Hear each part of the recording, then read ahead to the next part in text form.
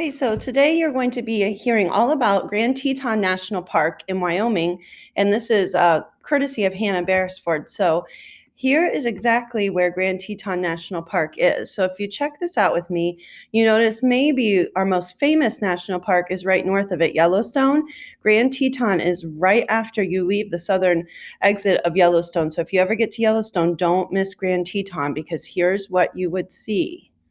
Check out those gorgeous mountains. And one thing that is interesting is notice there are no foothills to these mountains, like no small hills leading to the tallest peaks. It's very flat, and that'll be part of her landscape explanation. Okay, so just study those. Notice this river meandering through. And then here is a video about her park.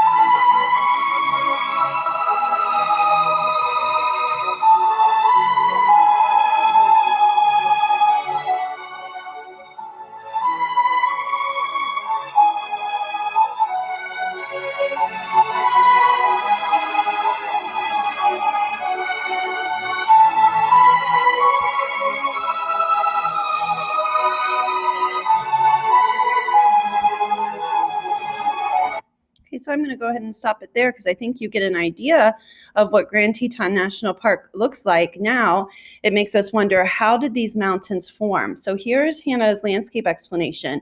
Many things have shaped the Teton mountain ranges over the years, like glaciers that made U-shaped valleys, faults, and erosion, but this park was mainly formed from faults. Remember, a fault is a crack in the crust. It has a completely different story than how most mountains formed also. Millions of years ago, the Earth's crust stretched this way, causing a fault to form. Earthquakes have happened over time and shook the land, and chunks of land on both sides of the fault slipped by one another. The west side swung up, making the mountains, and the east side dropped down, forming the valley named Jackson Hole. The last earthquake was 5,000 years ago, but the fault will become active again someday.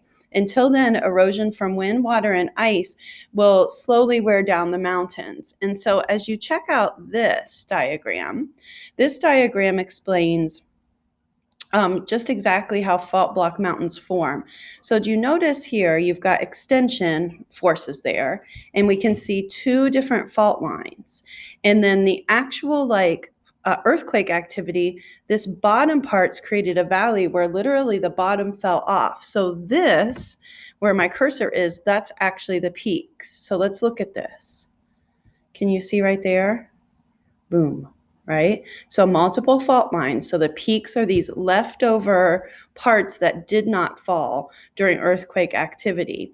And Hannah also wants us to know that her main rock type is metamorphic, which makes sense, right? The heat and pressure of mountain building would lead to that. Okay, so when we type our dominant force that shaped the land, we'll say mountain building, but we'll put in parentheses that it's from faults instead of normal, like convergent push boundaries. Okay, now next up, she has a connection to class, excuse me. She said, the lesson from our class that best relates to geology of my park is the plate tectonics unit. I thought of our plate tectonics travels, especially when we went to California and learned about faults and earthquakes. So good connection there. Now it's time for Hannah's attractions.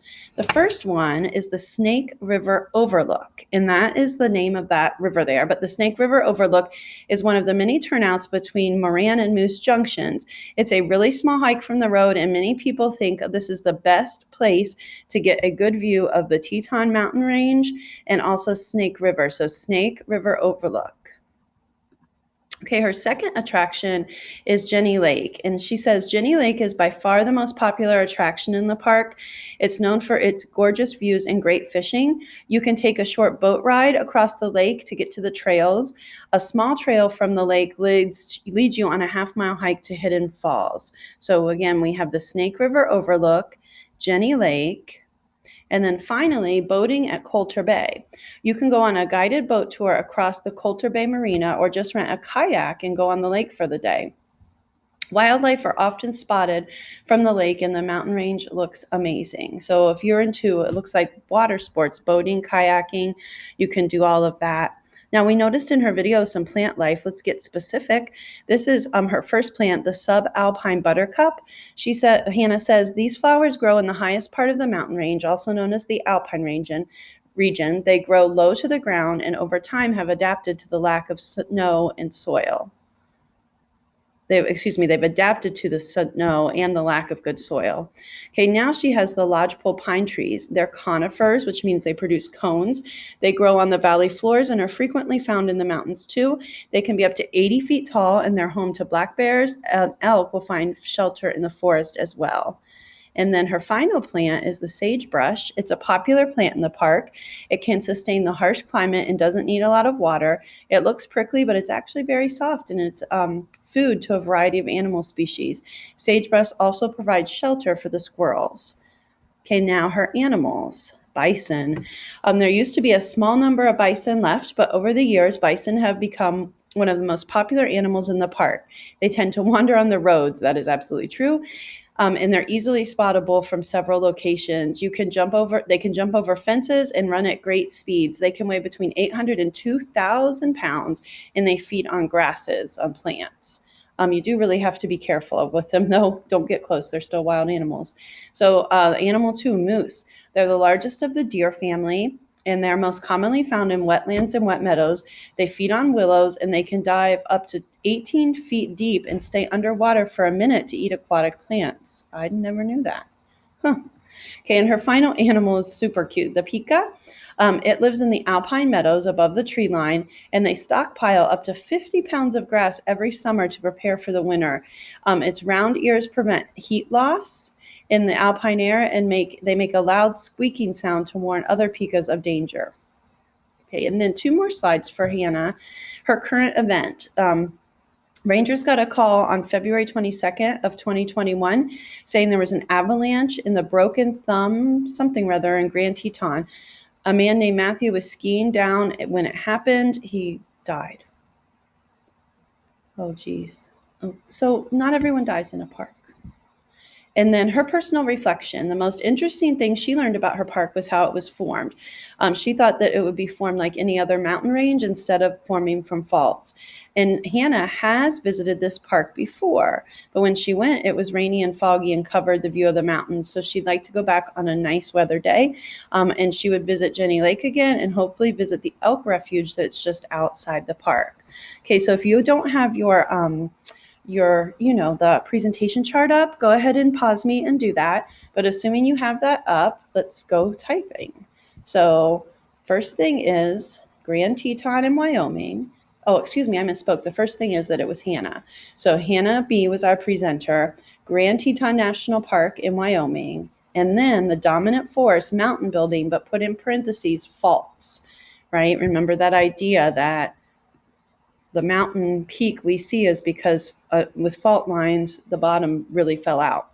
And then things that you might want to see or do, you're going to rank it according to how much you'd like to visit. We have, remember, the Snake River Overlook, Jenny Lake, and then kayaking or boating on Coulter Bay. All right.